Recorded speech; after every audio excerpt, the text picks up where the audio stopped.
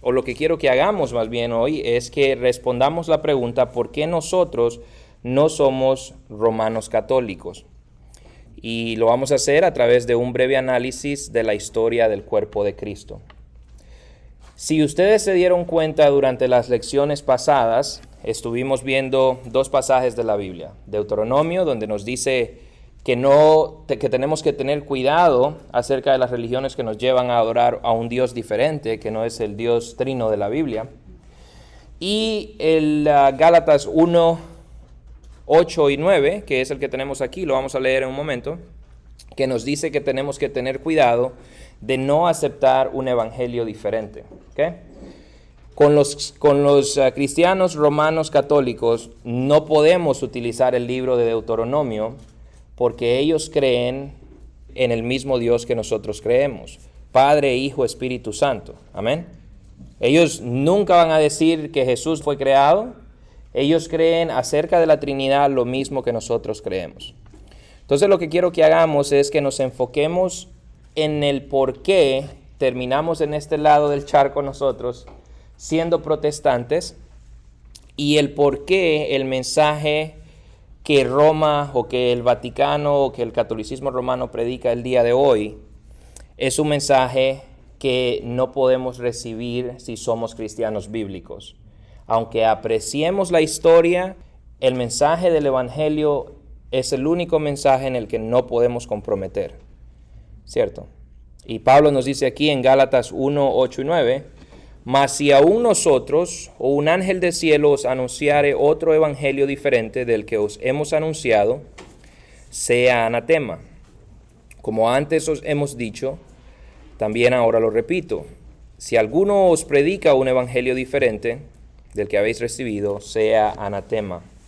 Lo que Pablo está diciendo es bien sencillo. Si alguien le agrega al evangelio, si alguien le quita al evangelio, si alguien cambia el evangelio, déjenlo ser maldito con condenación divina, con condenación de Dios. Ahora, no estoy diciendo que este sea el caso del católico romano que usted conoce, ¿verdad? Porque algo que tenemos que reconocer es que así como en las iglesias bautistas, presbiterianas, metodistas, pentecostales, existe un remanente del pueblo escogido de Dios, puede que sea cierto de que dentro de la Iglesia Católica Romana, en todo su error, hayan también miembros de la Iglesia verdadera de Cristo. Entonces nosotros tenemos que ser bien cuidadosos en distinguir la organización con el creyente. Con el creyente. Estamos bien todos ahí, ¿verdad? Todavía no me tiran ni un zapato, entonces todo bien hasta ahí. Lo que quiero que hagamos desde el principio entonces es que entendamos lo que significa la palabra católico o católica. Existe una distinción entre la Iglesia Católica Bíblica y el catolicismo romano. Muchos de nosotros, cuando escuchamos la palabra católico, nos ponemos a la defensiva, ¿verdad? Y decimos, aquí va a correr sangre hoy. Pero no deberíamos. No deberíamos, porque la palabra católico solamente significa universal. Universal. Si miren ahí el primer blanco que tengo en la página, todo verdadero cristiano es católico en el sentido correcto de esa palabra. Todo verdadero cristiano es católico en el sentido correcto de esa palabra. El segundo espacio que tengo ahí es la palabra católico o católicos, si leen en griego, significa universal. Significa universal. Esta palabra no se encuentra en la Biblia. Sin embargo, desde bien temprano en la historia de la iglesia se ha utilizado la frase iglesia católica para dirigirse o para referirse al cuerpo universal de Cristo, a la iglesia universal de Cristo en la tierra. No para referirse a la organización que tiene sede en el Vaticano hoy en día, porque esta no existía cuando esta frase se comenzó a utilizar, sino para referirse a la iglesia de Cristo que se estaba expandiendo desde el Imperio Romano, desde Jerusalén, ¿verdad? Bajo el dominio del Imperio Romano, a través o a lo largo de todas las provincias que estaban y las ciudades y los pueblos que estaban bajo el poder del dominio romano, bajo el poder y el dominio romano. A pesar de la persecución que había en contra de los cristianos, ¿cierto? La iglesia continúa creciendo y cuando los padres de la iglesia en aquella época, San Ignacio de Antioquía, alrededor del año o antes del año 110 después de Cristo, lo miramos que él se refiere a la iglesia de Cristo, no a la iglesia romana católica. Él se refiere a la iglesia universal de Cristo como la iglesia católica. En este momento en la historia, la Biblia nos ha hablado de al menos 16 iglesias en el Nuevo Testamento. La iglesia de Jerusalén en Hechos 2, la iglesia de Antioquía en Hechos 11, la iglesia de Roma en Romanos 1, la iglesia de Corinto en 1 de Corintios y 2 de Corintios, Efeso, Filipos, Colosas, Tesalónica, la Odisea, Esmirna, Pérgamo, Tiatira, Sardis, Filadelfia, Galicia, Berea. Todas estas congregaciones y otras congregaciones que no son mencionadas en las Escrituras, que ya existían, forman parte de la Iglesia Universal de Cristo. En ningún momento en las Escrituras se nos dice Roma es la iglesia líder de todas las iglesias.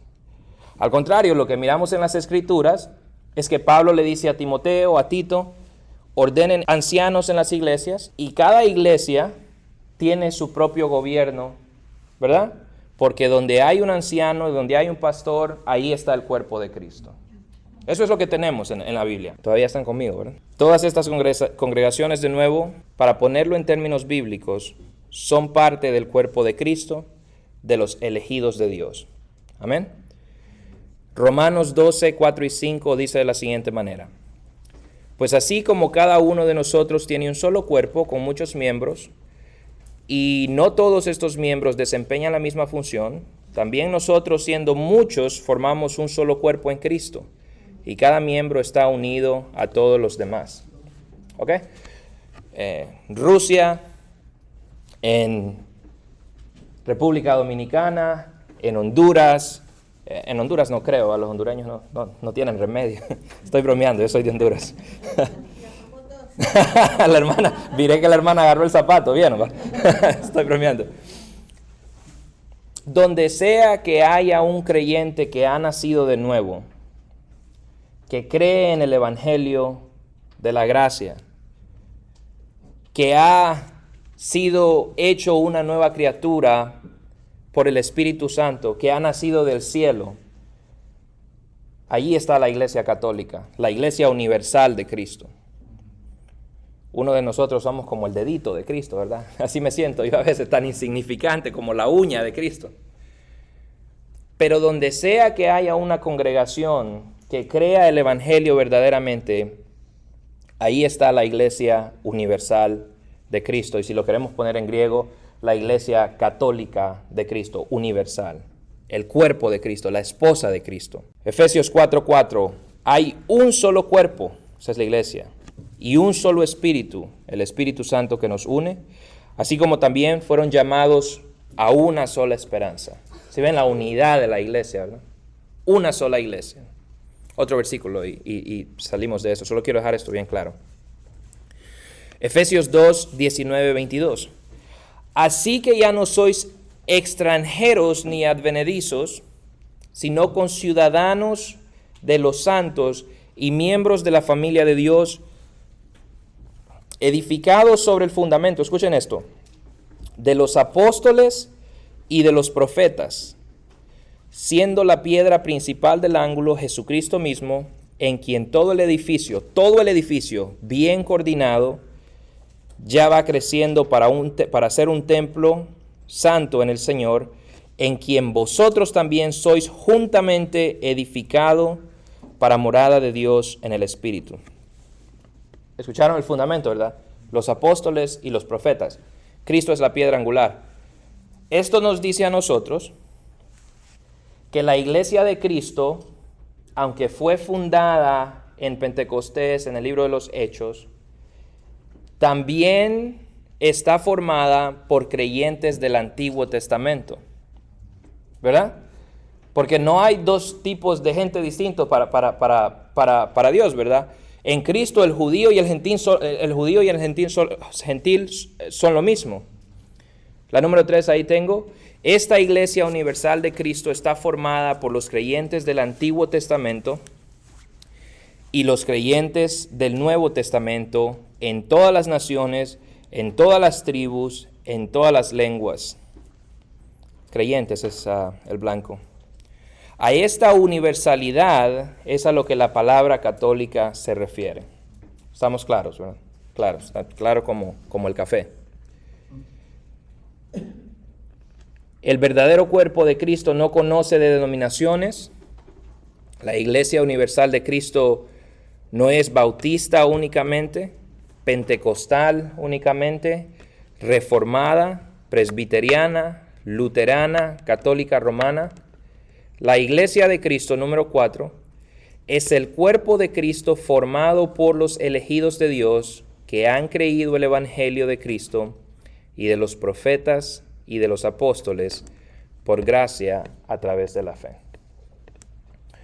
Hace unos meses tuve la oportunidad de predicar en una iglesia pentecostal de morenos y prediqué, y cuando iba saliendo me di cuenta que había otro predicador bautista ahí hablando en la misma conferencia en la que estábamos, y predicamos bien, a pesar de las diferencias doctrinales que podamos tener, predicamos bien, tuvimos un buen tiempo con la gente, porque nosotros entendemos que cuando la oportunidad se da de hablar el Evangelio, nosotros estamos hablando para la Iglesia Universal de Cristo. Puede ser, hermanos, que incluso aquí haya personas que porque vienen a la iglesia creen que son parte de la iglesia, pero que verdaderamente no pertenecen al cuerpo de Cristo. Y hay una diferencia. Entonces, la pregunta aquí es, si somos católicos o universales, ¿verdad? Si somos parte del cuerpo de Cristo, ¿por qué no somos cristianos católicos romanos? Para entender esto tenemos que entender las separaciones que ha habido en la historia de la iglesia. Desde Pentecostés hasta el año 1054 hubo relativa unidad en el cuerpo de Cristo, considerando que en el año 451 después de Cristo las iglesias del Oriente se separaron debido a una diferencia doctrinal sobre las voluntades divinas y la voluntad humana de Cristo. Esto ocurrió en el Concilio de Calcedonia.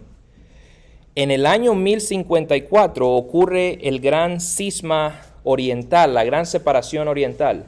Las iglesias del Oriente, que hoy conocemos como la Iglesia Ortodoxa del Este, se separa de la Iglesia del Occidente, que hoy conocemos como la Iglesia Católica Romana, debido a diferencias doctrinales, diferencias en política, diferencias en teología. Y una de estas diferencias en su teología que la Iglesia del Este tenía con la Iglesia Romana era la superioridad del Papa. Porque la Iglesia del Este, recuerden, la Iglesia del Este viene de allá de Jerusalén, de donde la Iglesia se fundó, de donde teníamos ancianos en cada pueblo. La Iglesia del Este está diciendo, nosotros no podemos aceptar una figura para estar sobre todas las congregaciones. Más bien queremos que cada obispo sea igual en su iglesia, ¿cierto? Que sea igual, que cada obispo sea igual a los demás obispos que tienen una iglesia. Roma dice, no, nosotros queremos que el Papa sea superior que el resto de obispos de todas las iglesias. Entonces, esa es una de las diferencias, en la jerarquía que ellos tenían o en la manera en la que ellos miraban la jerarquía de la iglesia. También habían disputas políticas. El Imperio Romano se dividió en el Imperio Occidental, que es Roma, y el Imperio Oriental o Imperio del Este. y las dos mitades desarrollaron su propia teología y su propia política. Número 5. En el año 1054 después de Cristo se consuma entonces lo que conocemos como el Cisma Oriental, donde la Iglesia ortodoxa del Este se separa de la Iglesia del Occidente, Iglesia Católica Romana.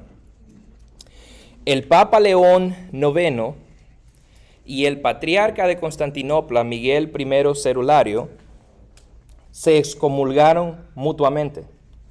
Y el Papa dijo, el Patriarca de la Iglesia Ortodoxa tiene que arrepentirse y lo estoy sacando de la Iglesia, yo soy el líder de la Iglesia.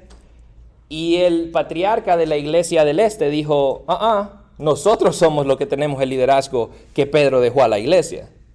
Entonces ahora tenemos la Iglesia hecha dos fragmentos, dos piezas, ¿verdad? La Iglesia del Este dice, nosotros somos la verdadera Iglesia de Cristo. Roma dice, nosotros somos la verdadera Iglesia de Cristo. En este punto, hermanos, ni siquiera debería mencionar, porque es evidente, la Iglesia está peleando por poder y por política y por abundancia.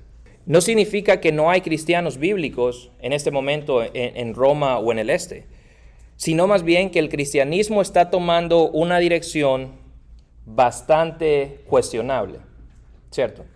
Entonces, la número 6 ahí es que nuestra tradición como protestantes está conectada a la tradición de la Iglesia Católica Romana.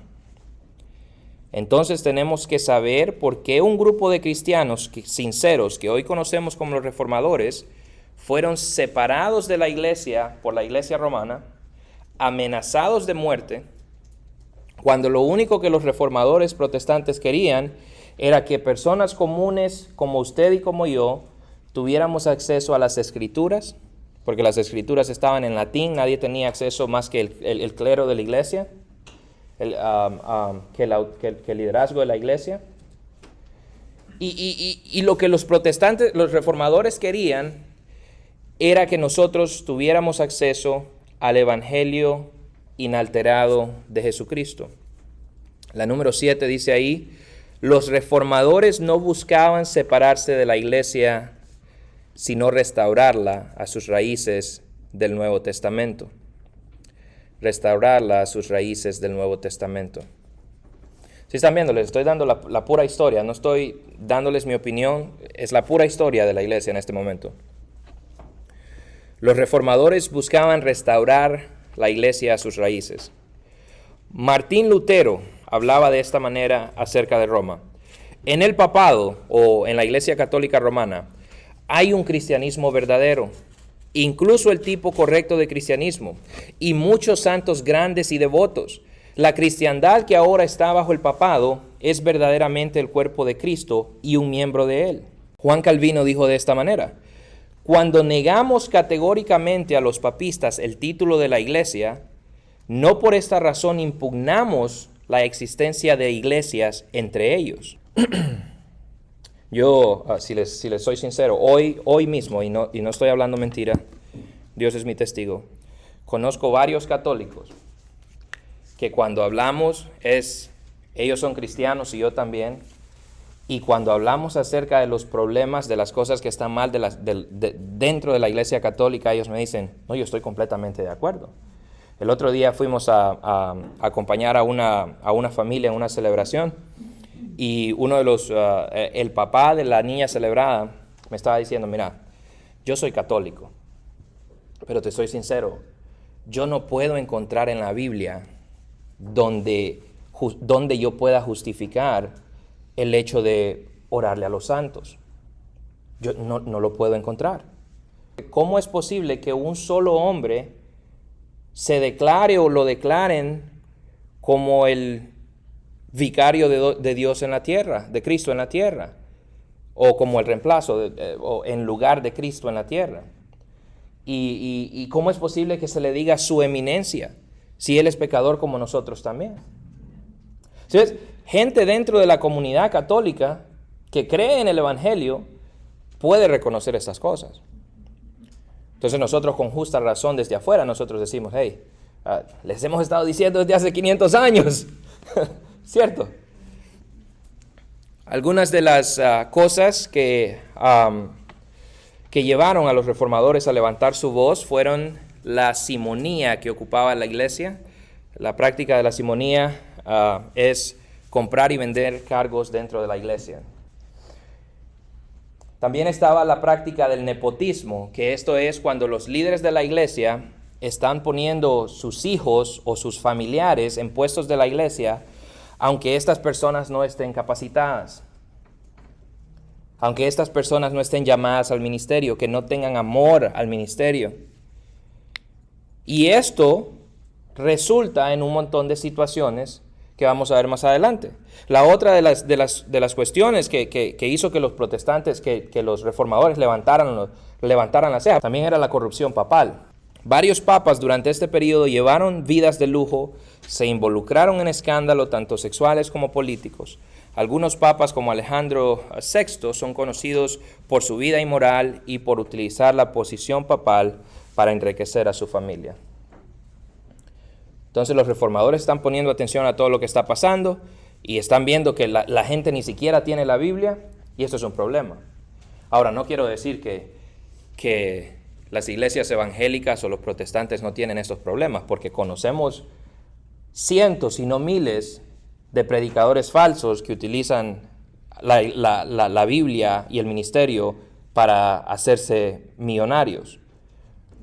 Y cuando tengamos la oportunidad, reprendemos a esa gente y los llamamos al arrepentimiento y los exponemos como lobos, porque eso es lo que tenemos que hacer, sin miedo. Pero el resultado de todas estas prácticas dentro de la iglesia es la decadencia moral y espiritual de la iglesia.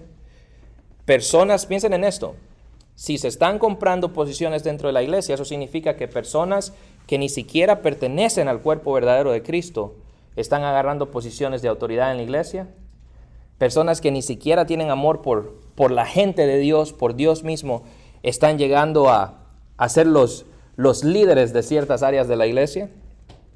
Personas sin vocación entran al ministerio por afán de lucrarse del ministerio. Entonces todo eso está pasando. Lo otro también es las enseñanzas antibíblicas. Una de ellas siendo la doctrina de la justificación. En el catolicismo se enseña que la justicia... ya 10 minutos tengo, más que 15 porque hay tacos. Es más 7 porque hay tacos. En el catolicismo se enseña que la justicia infundida de Dios en el alma del creyente a través del bautismo es lo que transforma interiormente y hace verdaderamente al hombre justo delante de Dios. Escuchen esto. Es como, para ponerlo en términos simples que los podamos entender, porque yo soy lento de la cabeza, es como que si Dios le inyecta a uno su justicia, y entonces la justicia de Dios se vuelve nuestra justicia de una manera que ahora nosotros tenemos la capacidad de ser justos en nuestra naturaleza. La Biblia no utiliza este lenguaje. Cuando la Biblia dice que nosotros somos declarados justos, la Biblia nos dice que nosotros todavía somos pecadores. Nuestra naturaleza no cambia a ser la naturaleza de un hombre justo. Dios te infunde su justicia para que de ahí en adelante tú sigas caminando y tratando de llegar al nivel que tienes que llegar para llegar al cielo. La Biblia dice lo contrario. La Biblia, de la manera como lo pone, es: usted es un criminal, Dios lo va a enjuiciar y lo va a meter preso por la eternidad en el infierno, pero si usted cree en el Evangelio de Cristo, porque Cristo pagó el precio y su castigo, Dios mira la justicia de Cristo y se la acredita a usted. ¿Cuántos de ustedes son buenos con la contabilidad? Yo no. Entonces, el crédito es: vamos a agarrar lo que tiene Cristo y te lo vamos a poner a ti. De la manera, no tengo mi Biblia aquí, pero hay una manera en la que me gusta ilustrarla, aunque la ilustración no es perfecta. Pero supongamos que nosotros, este somos nosotros y este es Cristo. Entonces lo que Dios hace es que mira a Cristo y a nosotros nos esconde dentro de Cristo. ¿Sí ve? Nosotros seguimos siendo pecadores, pero porque Cristo murió por nosotros y porque nosotros creímos en Cristo, nosotros somos declarados justos. No hechos justos en nuestra naturaleza, declarados justos. ¿Hace sentido? Ok. Romanos 3:28, concluimos pues que el hombre es justificado por la fe sin las obras de la ley.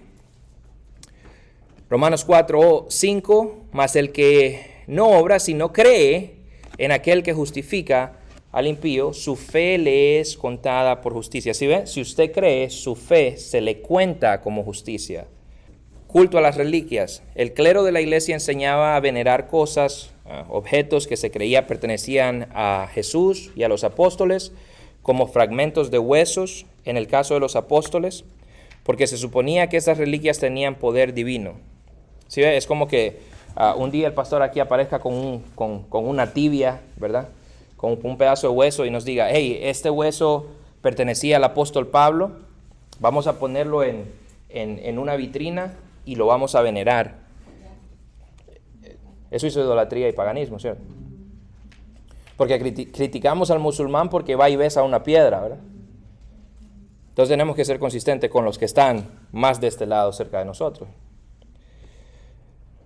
Lo otro es el purgatorio. La doctrina del purgatorio enseña que las almas de los creyentes no están completamente purificadas. ¿Recuerdan? Porque si la justicia se le da a usted y usted tiene que trabajar o hacer el esfuerzo para llegar, usted no va a estar completamente purificado para llegar al cielo porque nosotros somos pecadores, es obvio. Entonces, la solución es el purgatorio. Y en el purgatorio usted supuestamente va para que Dios lo termine de purificar. El problema con eso es que Hebreos 9:27 dice que después de la muerte viene el juicio. Hebreos 7:23-25 dice que Jesucristo nos purifica de una vez por todas. Hebreos 9:11 y 12 dice que Él obtuvo redención de una vez por todas. Hebreos 10:11 y 18 que Jesucristo olvida nuestros pecados una vez que creemos gracias a su sacrificio perfecto. Esas son buenas noticias, hermano. No entiendo cómo podemos enojarnos acerca de eso muchas veces, porque lo que Dios nos está diciendo es, hey, Cristo lo hizo todo, lo único que ustedes tienen que hacer es creer. Y en su fe viene incluido el arrepentimiento, ¿verdad? Que si creemos, le vamos a dar la espalda al pecado. Si usted cree que usted tiene que hacer algo por su salvación, el purgatorio tiene que ser necesario porque usted necesita ayuda y mucha ayuda, porque usted y yo sabemos cómo somos de pecadores. Entonces, ¿cuál era la solución para el purgatorio? Porque todo es una cadena, ¿verdad? La compra de indulgencias. Las indulgencias son documentos emitidos por la Iglesia Católica Romana que supuestamente reducen el tiempo que una alma pasaría en el purgatorio. ¿Sí escucharon? Las indulgencias son documentos que la Iglesia Romana vende para reducir el tiempo que usted va a pasar en el purgatorio en este momento. Johann Tetzel es el vendedor de indulgencias más famosos. Él tenía un dicho que decía, una vez que la moneda entra en el cofre, un alma del purgatorio salta al cielo. Martín Lutero, quien acababa de tener una experiencia de salvación radical, fue el elegido para resetear el evangelio, el cristianismo, si lo podemos poner de algún modo. Y el movimiento que Dios empezó a través de Martín Lutero lo conocemos ahora como la Reforma Protestante. Tengo que repetir esto. Martín Lutero era un monje católico, un monje agustiniano católico. Él no estaba buscando crear una iglesia diferente, él estaba buscando restaurar la iglesia católica, porque de ahí venimos. Esto dijo acerca de su tiempo como monje católico antes de conocer la salvación. Me torturé con la oración, el ayuno, las vigilias y el congelamiento. La escarcha por sí sola podría haberme matado. ¿Qué otra cosa buscaba hacer esto sino a Dios, quien quien se suponía debía notar mi estricta observancia del orden monástico y buenas obras. Caminaba constantemente en sueños y vivía una verdadera idolatría porque no creía en Cristo. Lo consideraba solo como un juez severo y terrible, retratado como sentado sobre un arco iris. Entonces lo que él está diciendo es, yo tenía que trabajar tanto para sentirme bien en este sistema de salvación, que yo miraba a Dios como un tirano, que me quería hacer la vida miserable. ¿Cuán miserable tenía que ser yo para que Dios estuviera feliz? Porque mis obras nunca eran suficientemente buenas. En otro lugar, Martín Lutero dijo, cuando era monje me cansé mucho durante casi 15 años, con el sacrificio diario, me torturaba con ayunos, vigilias, oraciones y otros trabajos muy rigurosos. Pensé fervientemente en adquirir justicia por mis obras. Esas son las marcas de la religión falsa, por cierto, hermano. Todas las religiones que vimos durante el mes de agosto, nos dimos cuenta que todo lo que ellos están tratando de hacer es adquirir justicia por sus propias obras. Llegar al cielo, hacer más. Y la pregunta que le hacemos a los testigos de Jehová es, ¿cuántas puertas tiene que tocar? Y al musulmán es, ¿cuántos ayunos tiene que hacer? ¿Cuánto dinero tiene que darle a los pobres? Y a los mormones también, ¿cuántas personas tenés que evangelizar al día? Porque siempre están tratando de hacer más para satisfacer la ira de Dios. Pero Dios dice en su Biblia que la única manera de satisfacer la ira de Dios es ofreciendo un sacrificio perfecto que Él, sabiendo nosotros no podíamos ofrecer, ofreció en la persona de Jesucristo. Martín Lutero se tropezó en Romanos 1:17 con la frase, mas el justo por la fe vivirá. Lutero entendió que la salvación no es algo que recibimos por nuestras buenas obras, sino por la fe. Y tratar de hacer buenas obras para salvarnos es como tratar de sobornar a un juez que nos encontró culpables del peor de los crímenes. Yo les he dicho esto antes. Imagínense que lo arrestan a usted y usted es culpable y usted va al juez y le dice al juez, yo sé que soy culpable, pero antes de que me arrestaran, yo fui y alimenté a 10 personas pobres. El juez le va a decir a usted, yo no lo estoy juzgando por alimentar a las personas pobres, lo estoy juzgando porque atropelló a una persona allá abajo y se dio a la fuga. O porque mató a alguien, o porque se robó. ¿Sí me entienden? Tratar de ganar la salvación por obras es nada más que tratar de sobornar a Dios. La reforma protestante pasa cuando Martín Lutero pega las 95 tesis en la Universidad de Wittenberg. La Iglesia Católica lo manda a llamar y le están diciendo, hey, tenés que arrepentirte. Tenés que decirle a la gente que te arrepentís de lo que estás diciendo. Y Lutero lo único que le estaba diciendo era, hey, ¿por qué están vendiéndole indulgencias a la gente? Ustedes le están quitando el dinero a la gente nada más porque quieren reconstruir la Basílica de San Pedro. ¿Por qué están dando el evangelio, la religión, para quitar el dinero a la gente? Y el Papa le dice, hey, tenés que arrepentirte, porque nadie puede cuestionar la autoridad del Papa. Lutero responde de esta manera. Dice, puesto que vuestra serenísima majestad y vuestras altezas exigen de mí una respuesta sencilla, clara y directa, la daré.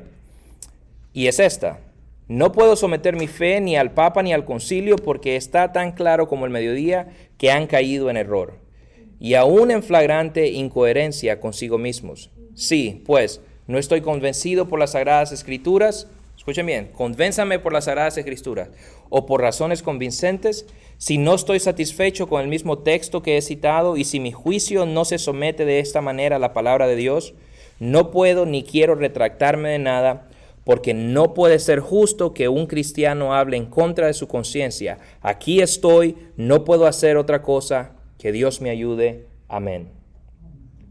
Imagínense, el Papa, el concilio, Lutero, el pobre hombre solo ahí, le están diciendo, tenés que arrepentir, porque seamos sinceros, lo que le tocaba a Lutero si no se arrepentía era la muerte.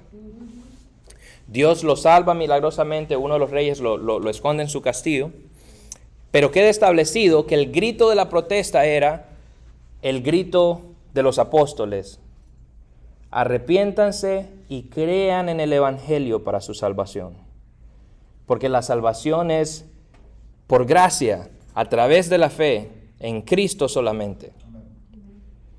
Y la Iglesia Católica responde, yo sé que ya me pasé, los tacos están enfriando, pero denme unos minutos más.